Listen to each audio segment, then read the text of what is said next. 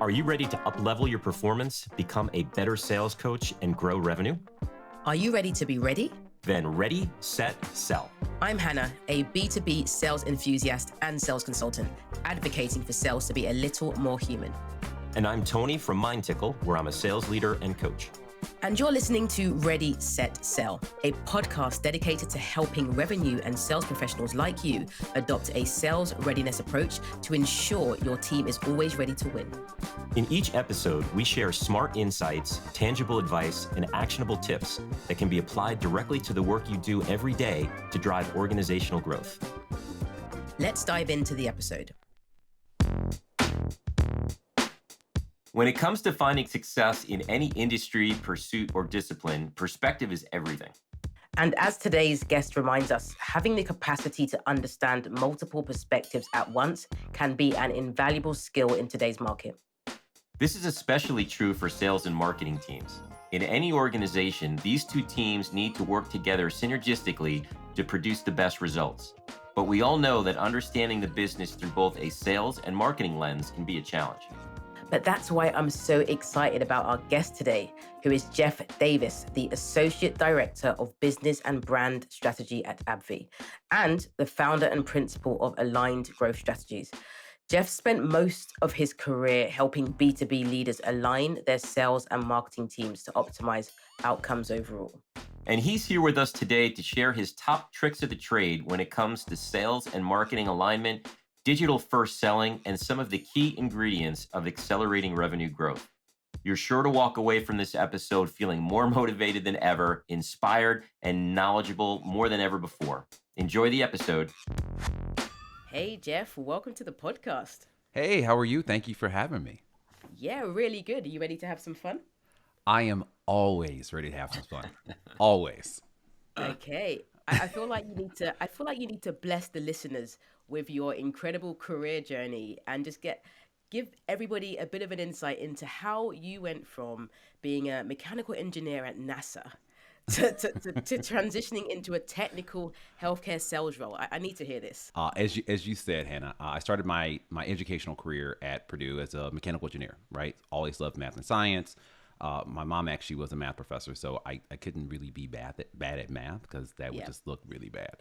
Got out, right before I graduated, actually, I was interning, to your point, at NASA and asked that kind of career question, like, what do I do with the rest of my life? And surprisingly, the two answers I got from the consultants we were working with was either sales or consulting, which I, at the time, said absolutely not.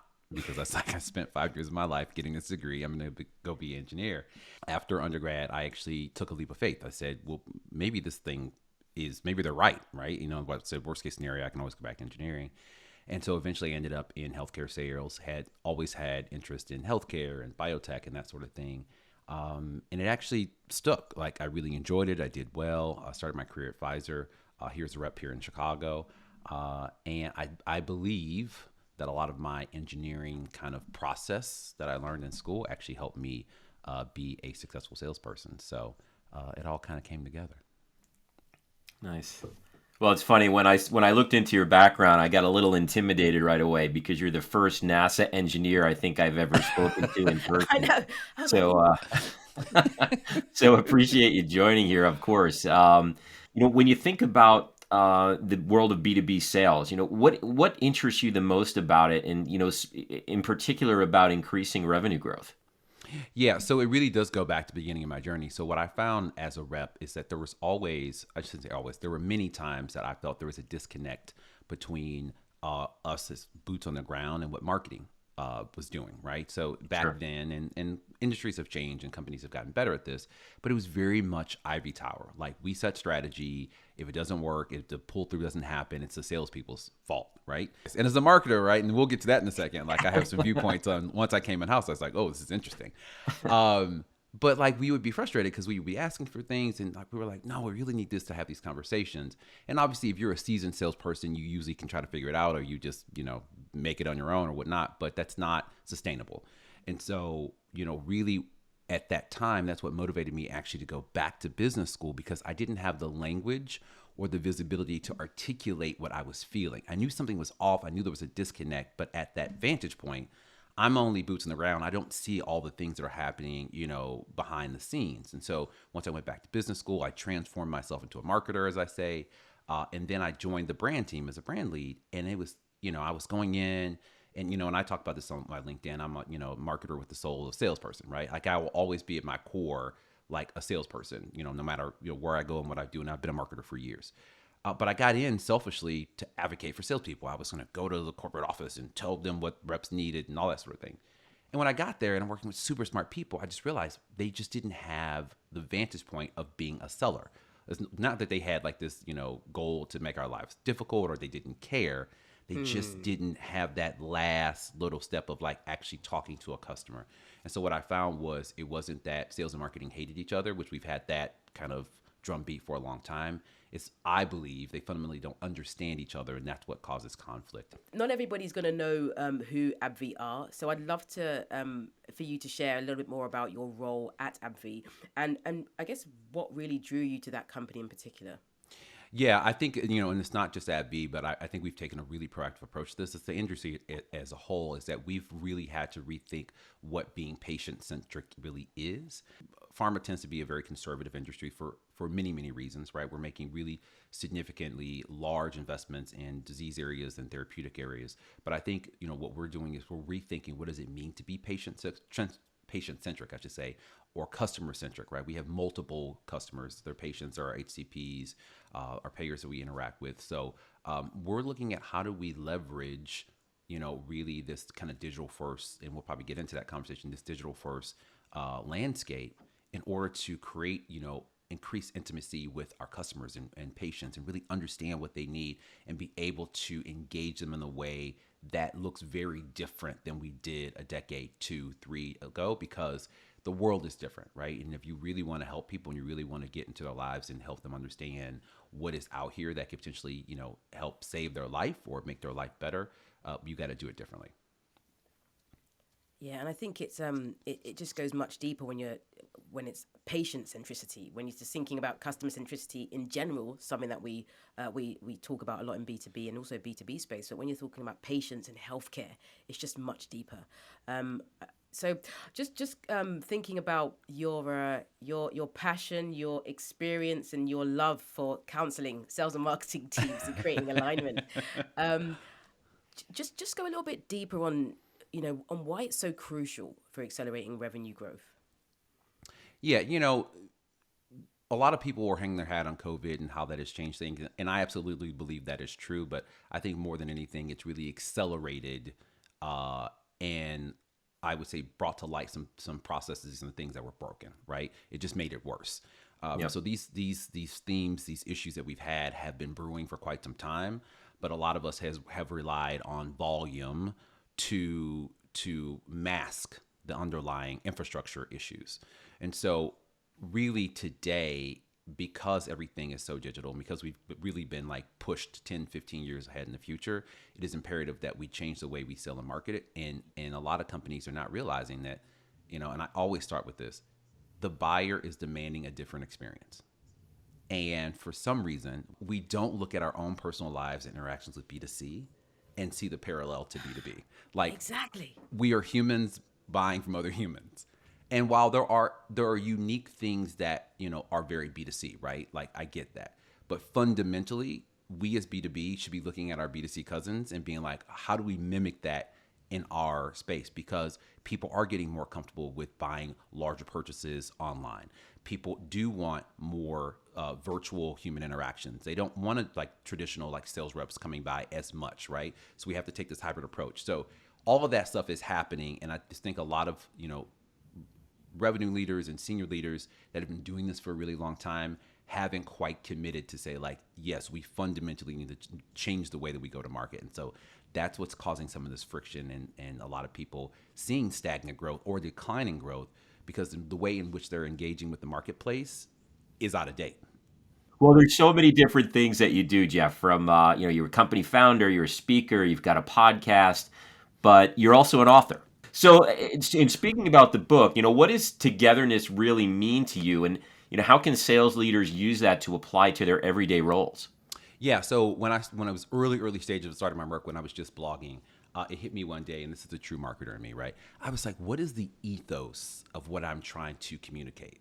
Togetherness can mean and does mean a lot of different things, but it is really beyond having kind of the skin in the game, which we like to say. It is a kind of omni-joined presence where you always feel like you're enmeshed with your counterpart, right? Like you can anticipate their needs. You have a strong sense of empathy because you know what their challenges are.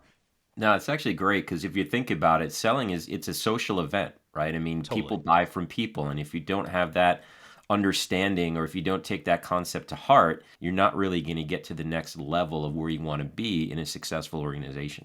You're 100% correct. And we're at a juncture where, as a revenue leader, whether it be sales or marketing, if you don't fundamentally understand how much you need your counterpart, you are not going to be successful. Everybody is focused on the last 10, 20%, whatever it is, of the buyer's journey, right? So some people say it's 57, 75, 78, 90, whatever the number is. We are just bombarding targets with the same stuff.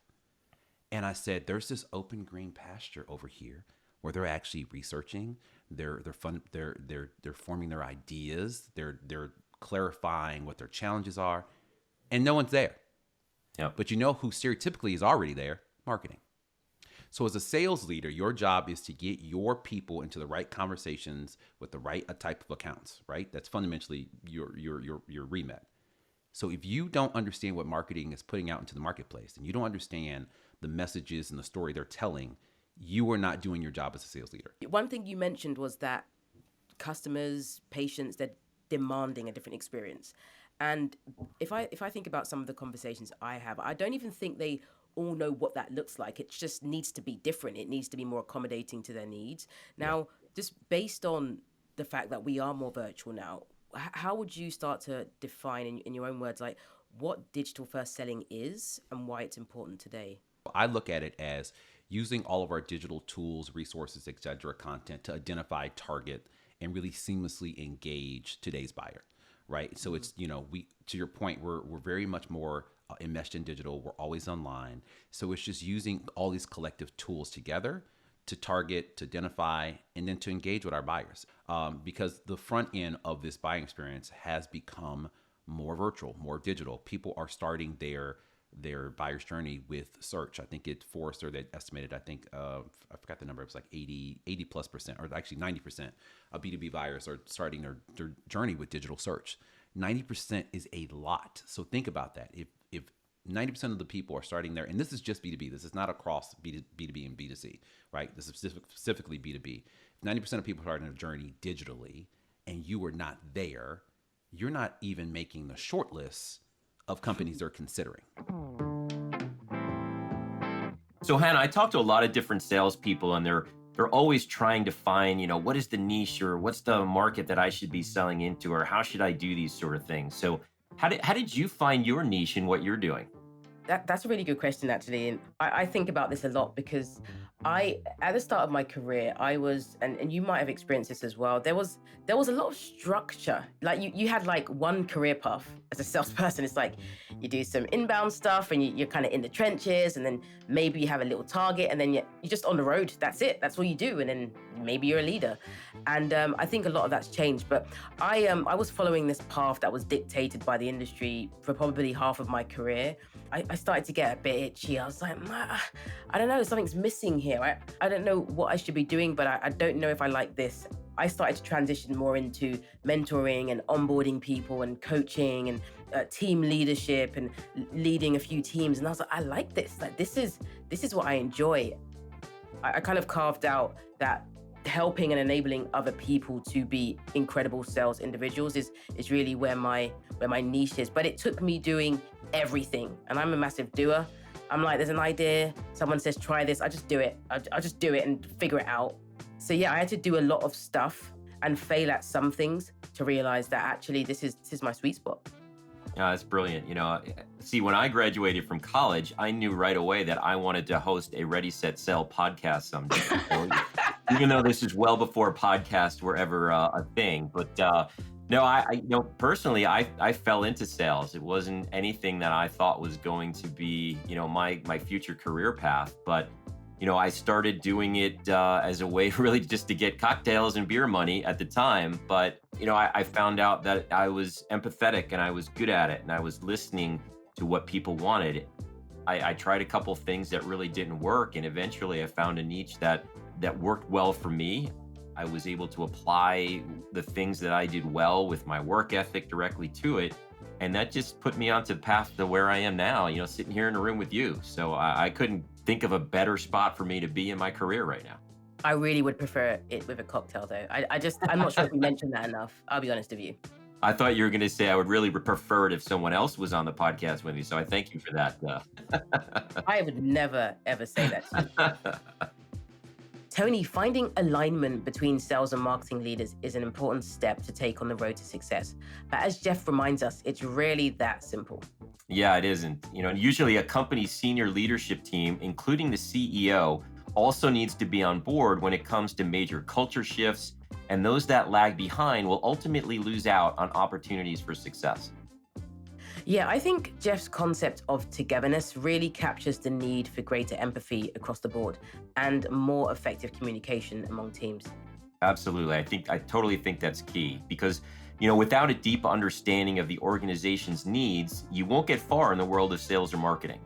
Togetherness is about anticipating each other's needs and recognizing the value of other roles within the organization so we can really begin to view the company as a cohesive whole instead of as a fragmented jigsaw puzzle.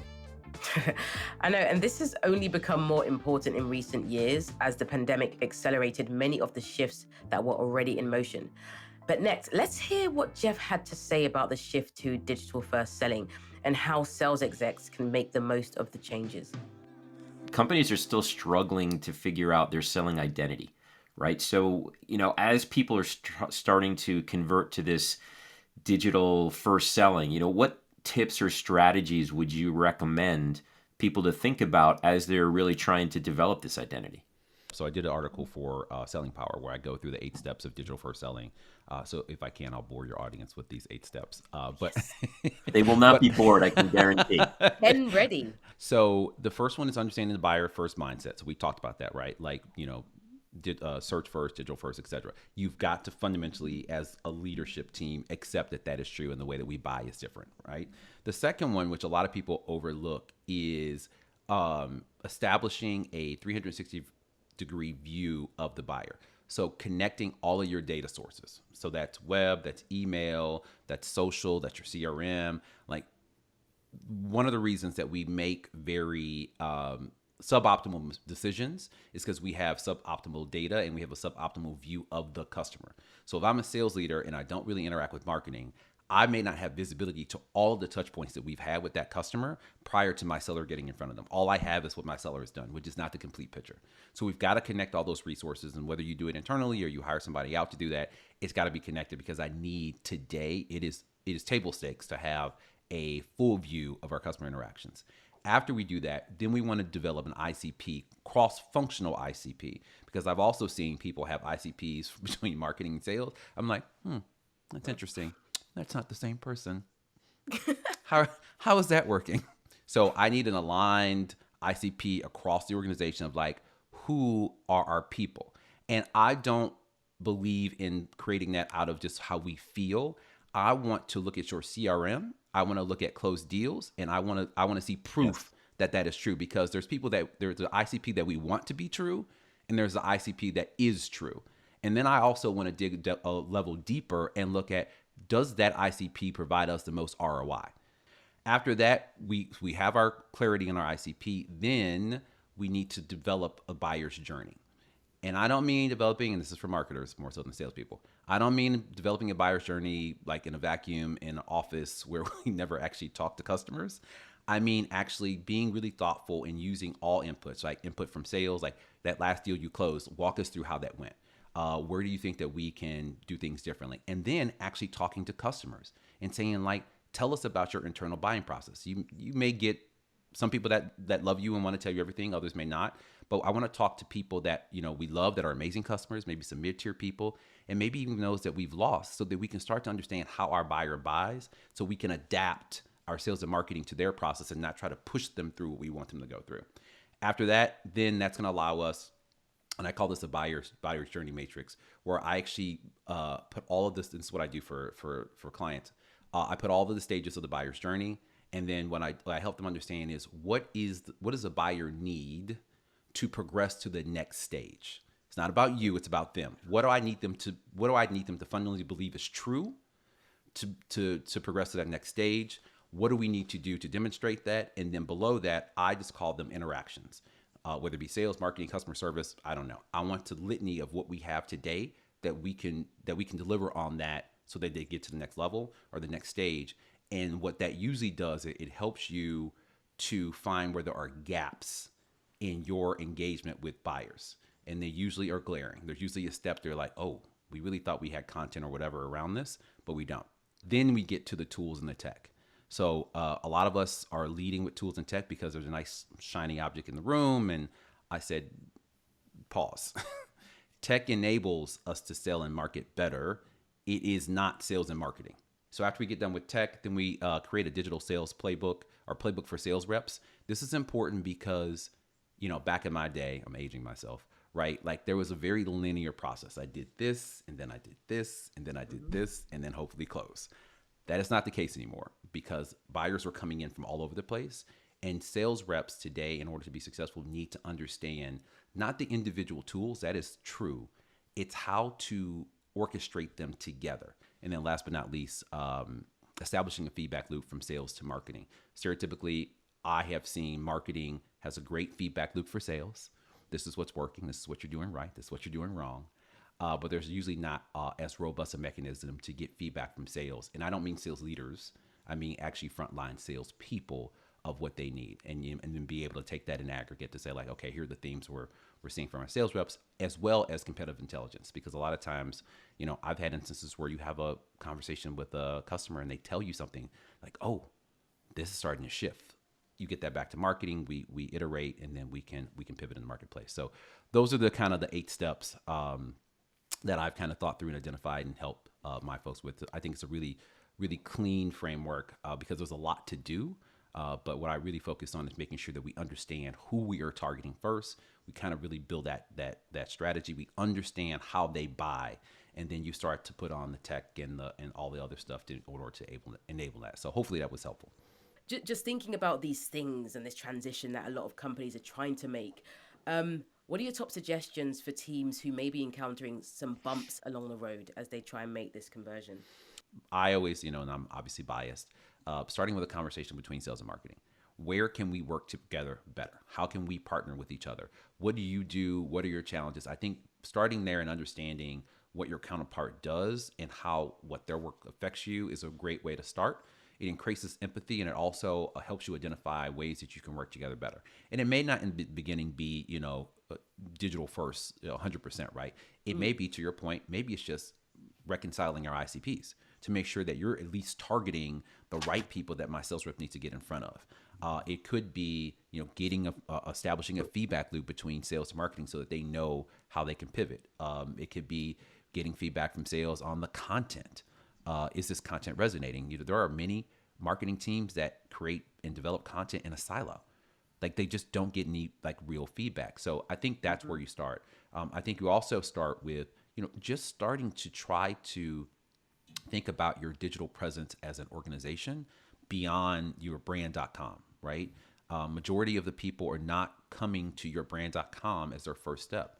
So, and this is more for marketing than sales, but I think sales should be involved. Looking at your SEO strategy, looking at, what's your perception in the marketplace and other kind of third-party sites. So, obviously for SaaS software, G2 is a great place to start, right? Like a lot of people will go, they'll start with search. They may go to G2 to learn about like the class of products that you sit in, and then they'll learn more about you. But if you're not in that kind of initial consideration, it's going to be hard for you to make the short list. So I think those are some things you can start. You don't have to do the fundamental, like we're going to buy all this new tech and then we're going to do this whole digital disruption.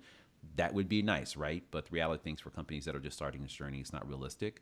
So it's about starting to work together better, really thinking through like what is your digital footprint, and starting to elevate those, and then eventually starting to connect all those things and really map those to the buyer's journey. I think those are ways to start this process. But like looking at the big picture, what motivates you day to day? Like what's the overarching goal that sort of drives you and gets you out to bed on those rainy, cloudy days that I see in England every day? Yeah. Well, in Chicago, it's about the same right now, so we're probably experiencing the same weather.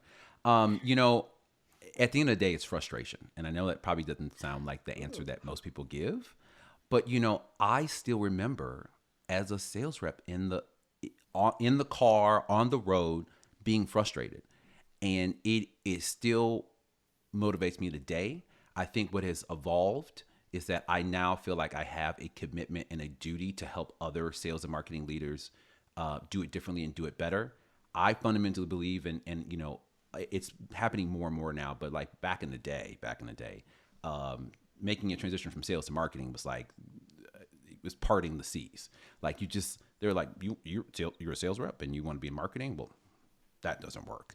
But now that I've made that transition and I've seen kind of the inside of both, it just really goes back to marriage counselor. I'm like, if you understood the power of like when you guys get each other and you work together, like you can't create these kind of results on your own. Like you just can't. Like you cannot work in a vacuum in a silo and outdo a company, even if they're smaller. That really is lockstep. So I would say frustration motivates me. Well, it's funny. You think, frustration is certainly one that I think a lot of salespeople, experience. I think another one is distraction, especially over the last couple of years.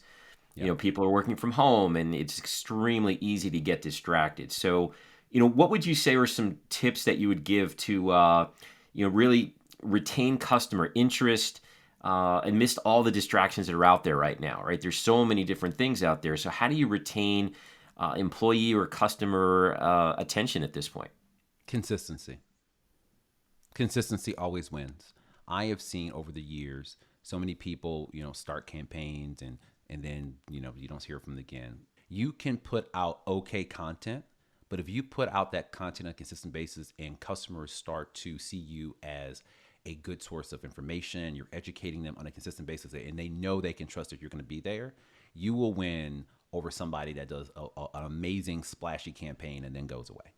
If we think about there's things that people, these myths and these really weird misconceptions that do exist in B2B sales, what are some of the main ones that you've heard or see in the sales industry that you wish you could put to rest for good? I would say that B2B sales is easy. Like anybody off the street can do it. What you're starting to see is B2B sales, specifically tech, has become extremely complex. And so, my buddy over at NIU, Dr. Peterson, like he is an example of, these curriculums starting to pop up that is just focused on professional selling, which did not exist a decade ago.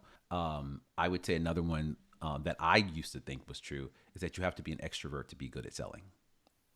And at the end of the day, selling is really about educating your customers, providing value.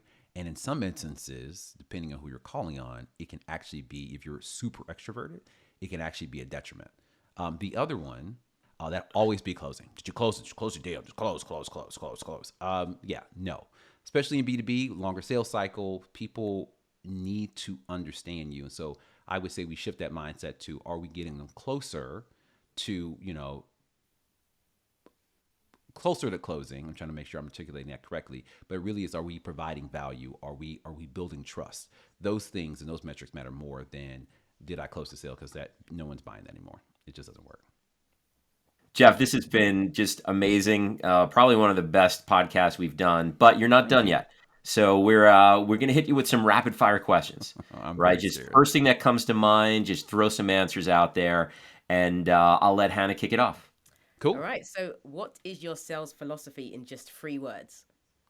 3 words. Always provide value. Yes. Good. And what would you say has been the best piece of advice you've been given in your career so far? Shut up and listen. I've heard that so many times, but it wasn't around sales, but that's okay. What is your top productivity hack? Focus on the things that provide the highest ROI. Okay. What's your top prediction for the sales industry this year? Oh, there's so many. I would say one around sales tech. We'll see a lot more consolidation of tools. So like these kind of unified platforms. I think that's probably one that's top of mind. Okay. And if you could share just one piece of advice to all sales professionals, what would it be? Strive to become a trusted advisor in your industry. And, there's a lot of people have a feeling about that. What I mean is that really know your industry and be able to provide value outside of your product. That I think will make you successful, and your target customers will view you as a partner more so than a sales rep. Where do you go to get your industry news? So many resources. I'm back in pharma now, so Fierce Pharma is one that I use. I'm of course like always on LinkedIn. I have a couple of newsletters that are just pushing to me, so I'm a little bit all over the place. Tied into that, what are the top 3 apps you could not live without? Ooh, this is good. Okay, so Notion, I have to have. I'm a big music guy, so I would say YouTube. And I have the unlimited version, so I can like listen to it because like when I work out, Nice. nothing against Spotify. And the third one, I would say probably LinkedIn, to be honest with you.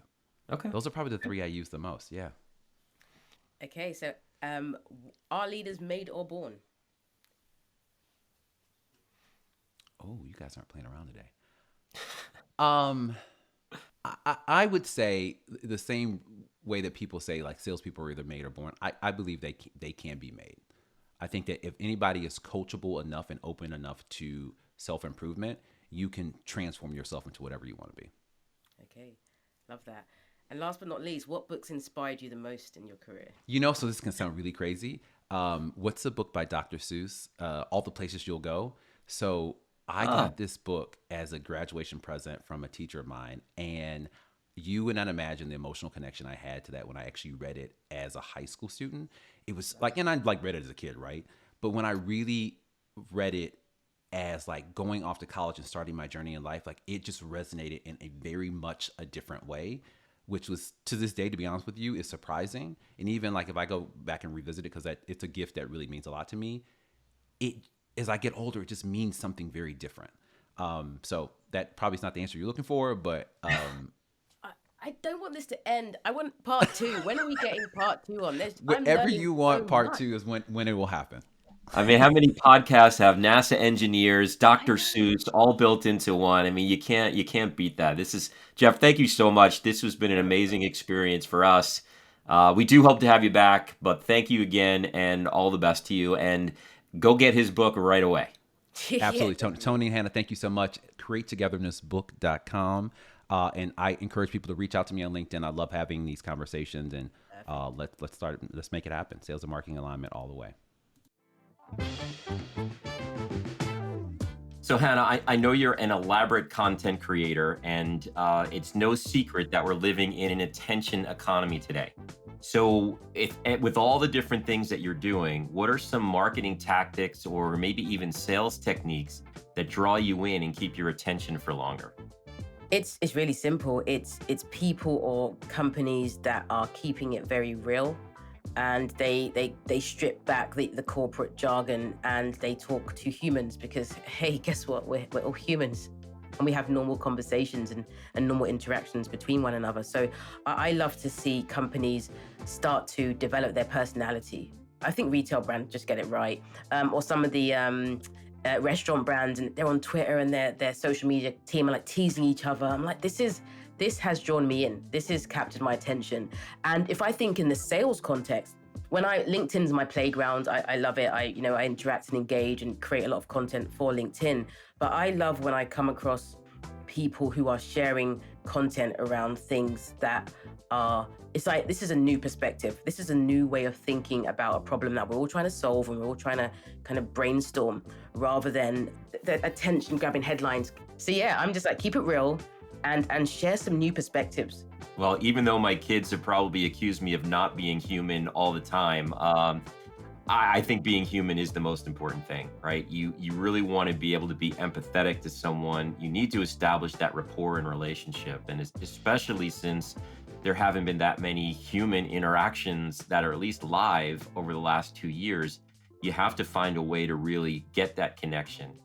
right? I have problems, I have goals, I have things that I want to do, but if I can align them to things that are important to the person on the other end of the phone or on the other end of the camera, then that's going to help me establish a rapport that will differentiate me from someone else. I know, over my career, I've had tons of customers that I've worked with at multiple companies, because when you establish that relationship, it doesn't just go away when you leave a company or you leave a job.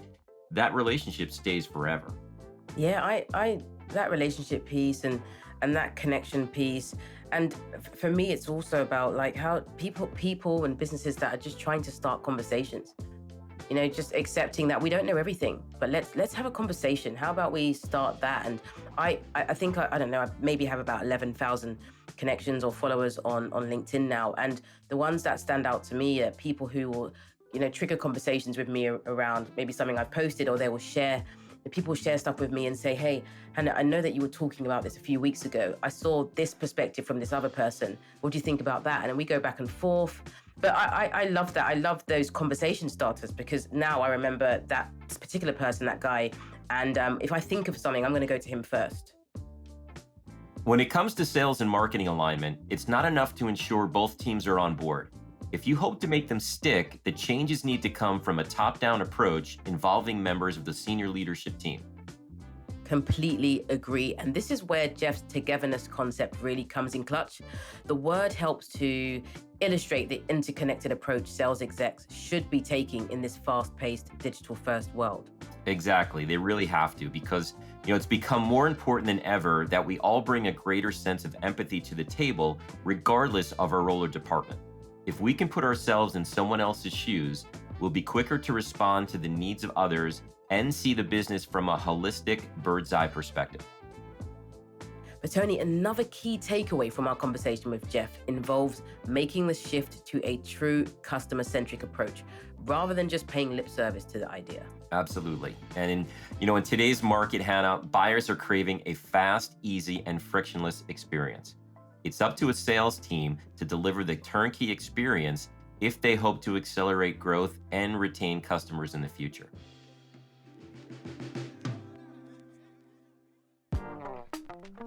Thank you for listening to this episode of Ready, Set, Sell. We hope you took away some valuable lessons and insights that inspire you to reevaluate your approach to sales readiness. Don't forget to subscribe, rate, and review the show when you get a minute. And stay tuned for the next episode of Ready, Set, Sell.